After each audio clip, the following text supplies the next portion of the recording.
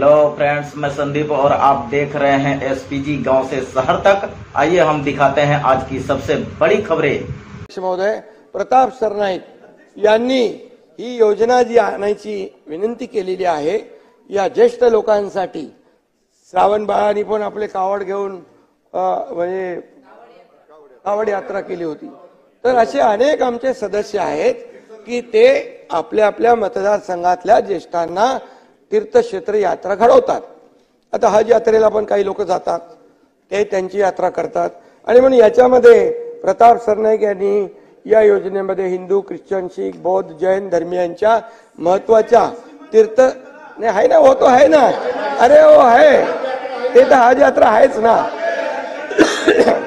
तर याच्यामध्ये या सर्व तीर्थस्थळांचा हे करावा, मुख्यमंत्री तीर्थदर्शन योजना करावी अशी मागणी आहे त्यांची।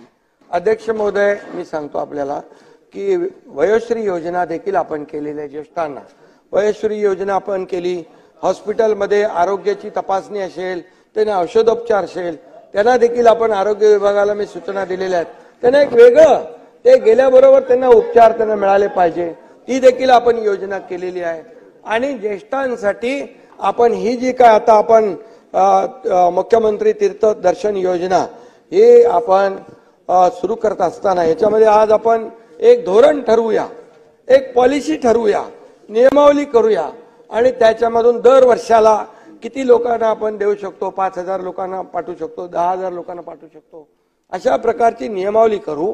आणि त्या नियमावलीच्या अंतर्गत आपण बाय रोटेशन या ठिकाणी त्यांची ऑनलाईन आपण त्यांचे अर्ज मागू, ऑनलाईन अर्ज मागू आणि ही योजना जी आहे ही अतिशय सुलभपणे, बघा सगळ्यांची इच्छा नसते की इच्छा असते पण जाऊ शकत नाही, आणि मग असे जे लोक आहेत ज्यांची ऐपत आहे ते तर आपलं देवदर्शन करतातच, त्यांची मुलं परिवार यांच्या सोबत करतात, पण काही लोक आहेत त्यांची इच्छा असून देखील त्यांना करता येत नाही। म्हणून अशा ज्येष्ठांना आता ही जी आहे, कारण ही महाराष्ट्र ही संतांची भूमी आहे आणि म्हणून या ज्येष्ठ नागरिकांसाठी मुख्यमंत्री तीर्थदर्शन योजना आम्ही लागू करू आणि